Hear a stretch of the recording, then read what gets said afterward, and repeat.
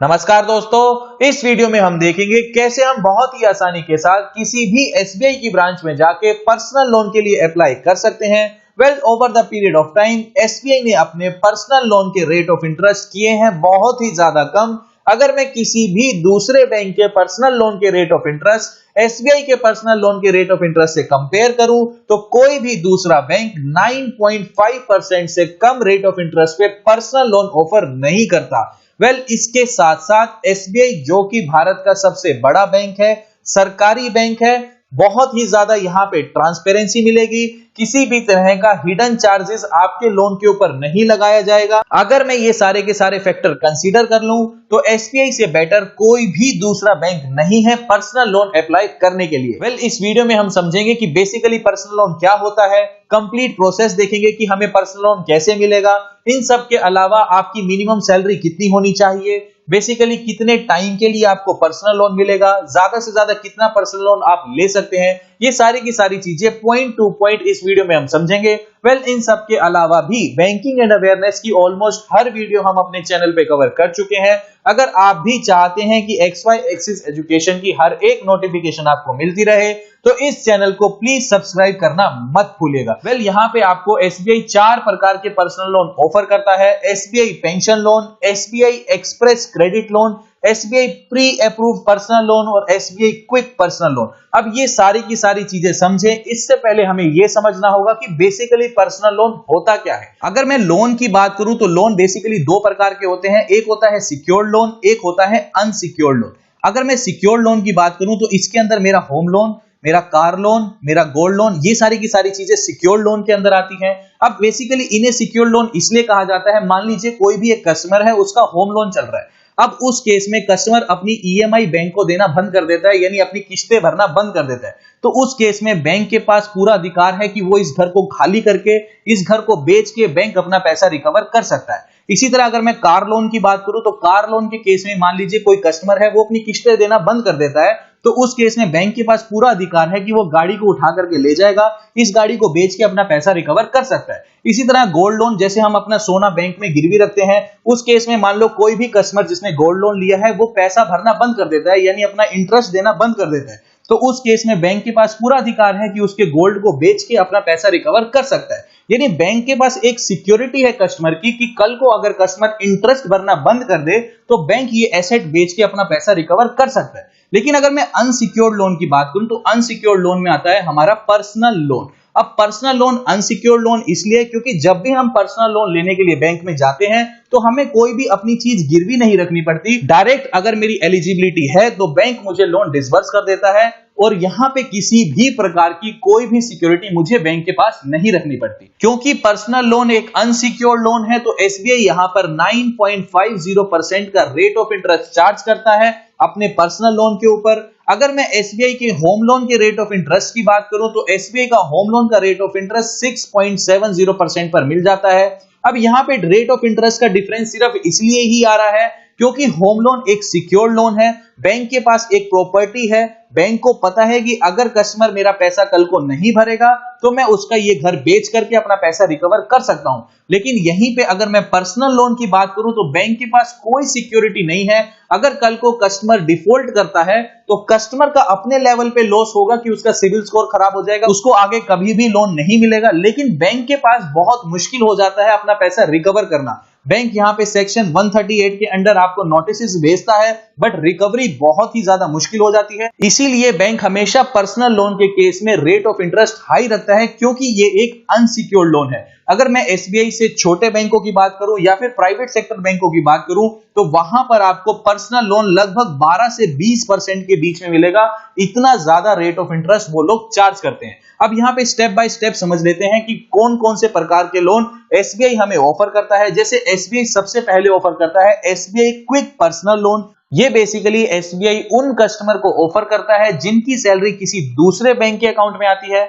इस केस में एसबीआई ये बोलता है कि मिनिमम सैलरी आपकी 15,000 रुपए होनी चाहिए। इन सब के अलावा आप कितनी मैक्सिमम ईएमआई अपनी बनवा सकते हो, तो उस केस में एसबीआई ये बोलता है कि मान लो किसी कस्टमर की सैलरी 40,000 रुपए है, तो इस केस में बैंक ये बोलता है कि ज्यादा से ज्यादा आप इसका आधा यानी 20,000 रुपए ही आप अपनी मंथली किस्त बनवा सकते हो, यानी 20,000 रुपए से ज्यादा आप पर मंथ की ईएमआई नहीं बनवा सकते। एज की अगर मैं बात करूं तो कम से कम 21 इयर्स की आपकी एज होनी चाहिए और ज्यादा से ज्यादा 58 इयर्स की एज होनी चाहिए। चाहे आप किसी प्राइवेट कंपनी में काम करते हो या फिर आप गवर्नमेंट एम्प्लॉय हो, कोई भी व्यक्ति इस केस में एसबीआई क्विक पर्सनल लोन लेने के लिए एलिजिबल है। मिनिमम आपको 24,000 रुपए का लोन लेना ही लेना पड़ेगा और ज्यादा से ज्यादा 20 लाख रुपए का आपको लोन मिल जाएगा। अब यहां पे एक सवाल बहुत बड़ा ये आता है कि बहुत सारे लोग कमेंट में ये पूछते हैं कि मेरी सैलरी इतनी है, मुझे कितना लोन मिलेगा। तो यहां एसबीआई सिंपल ये बोलता है कि आपकी जितनी भी मंथली सैलरी है उसका 24 टाइम्स तक आप लोन लेने के लिए एलिजिबल है। एसबीआई क्विक पर्सनल लोन के केस में किसी भी प्रकार का गारंटर बैंक को नहीं चाहिए, यानी आप खुद जाके अपने बिहाफ पे ही लोन के लिए अप्लाई कर सकते हैं। अगर मैं यहाँ पे टर्म्स एंड कंडीशन की बात करूं तो यहाँ पे हमें 1.50% की प्रोसेसिंग फीस भी पे करनी पड़ती है, जिसे हम फाइल चार्ज भी बोलते हैं। जैसे अगर मान लीजिए अगर किसी व्यक्ति को 1 लाख रुपए का पर्सनल लोन चाहिए तो इस केस में उसे 1500 रुपए की प्रोसेसिंग फीस पे करनी पड़ेगी। अब ये प्रोसेसिंग फीस कम से कम 1,000 रुपए होती है और ज्यादा से ज्यादा 15,000 रुपए ही आपको लग सकती है। लोन के टेन्योर की अगर मैं बात करूं तो पर्सनल लोन आपको कम से कम 6 महीने के लिए लेना ही लेना पड़ेगा, ज्यादा से ज्यादा आप 6 साल के लिए ले सकते हैं। अगर मैं डॉक्यूमेंटेशन की बात करूं तो बेसिकली कौन कौन से डॉक्यूमेंट आपको बैंक को देने होंगे पर्सनल लोन अप्लाई करने के लिए, तो यहां बैंक सबसे पहले आपसे आपके बैंक की 6 महीने की स्टेटमेंट मांगता है। इसके बाद 2 पासपोर्ट फोटोग्राफ आपको लेके जानी पड़ेगी।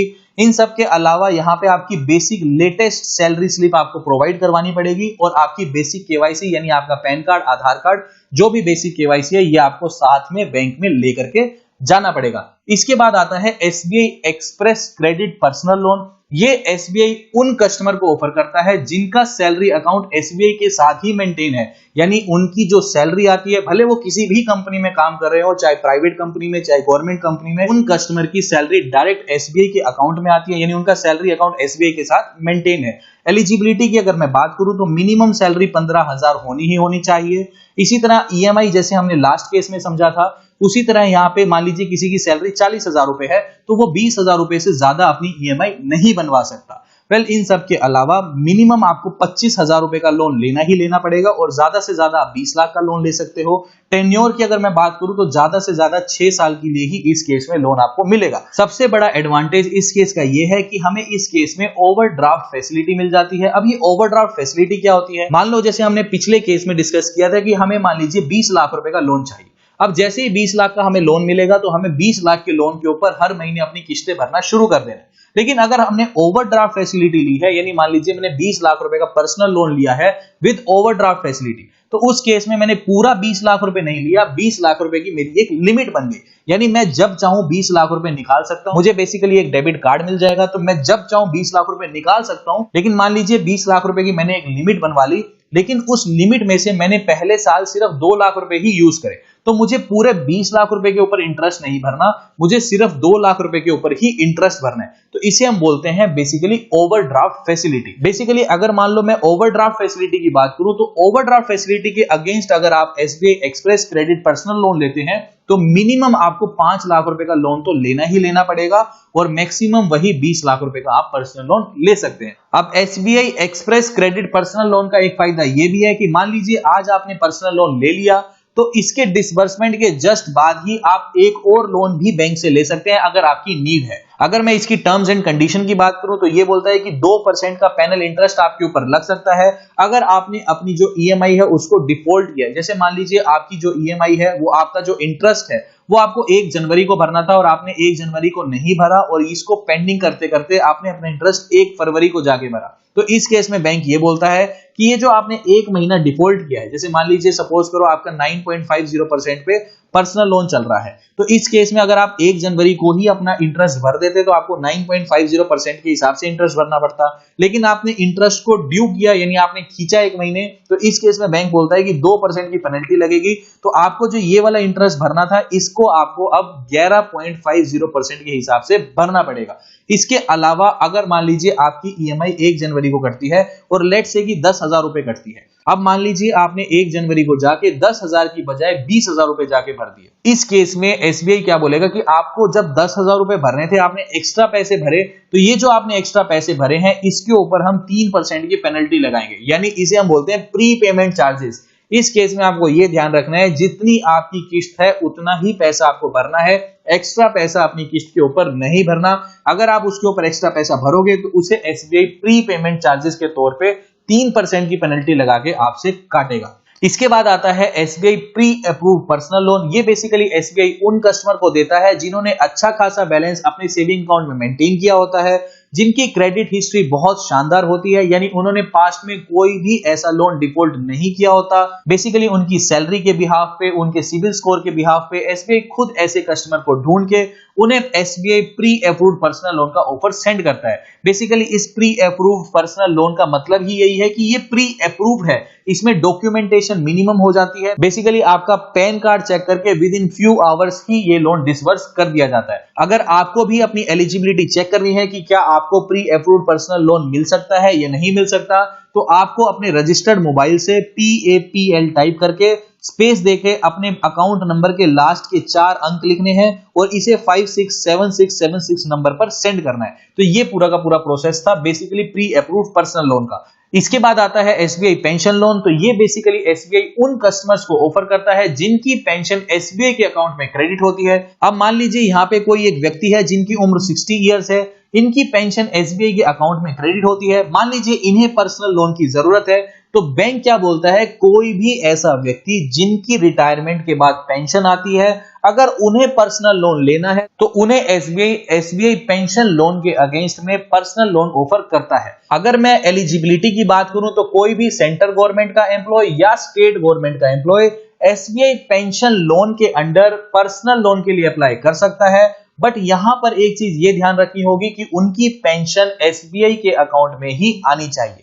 इसके अलावा जो भी कस्टमर है उसे रिटर्न में एक कंसेंट ये भी देना होगा कि वो अपनी पेंशन का अकाउंट एसबीआई से चेंज करके किसी भी दूसरे बैंक में शिफ्ट नहीं कर सकता जब तक उसका पूरा का पूरा लोन क्लियर नहीं हो जाए। इस केस में बैंक ये बोलता है कि एक गारंटर भी देना होगा, चाहे वो अपनी फैमिली में ही आप किसी को दे दीजिए या फिर आप थर्ड पार्टी को भी गारंटर बना सकते हैं। बट एसबीआई पेंशन लोन के अंडर अगर आपको पर्सनल लोन लेना है तो गारंटर आपको एक बैंक को देना पड़ेगा। सेम अगर मान लीजिए कोई डिफेंस बैकग्राउंड से है, जैसे कि आर्मी, नेवी, एयरफोर्स, अगर किसी भी पर्सनल को अपनी पेंशन के अगेंस्ट पर्सनल लोन के लिए एसबीआई में अप्लाई करना है तो उनके लिए भी सेम प्रोसेस है। बस इस केस में मिनिमम एज का कोई बैरियर नहीं है, maximum age same as it is, जैसे यहां पे थी 76 इयर्स की होनी चाहिए। बाकी सारा का सारा सेम प्रोसेस है। यहाँ पे आई होप कि आपको सब कुछ समझ आ गया होगा जो भी हमने पॉइंट्स डिस्कस किए हैं। तो अभी के लिए this is the end of the video. Thanks for listening and thank you all.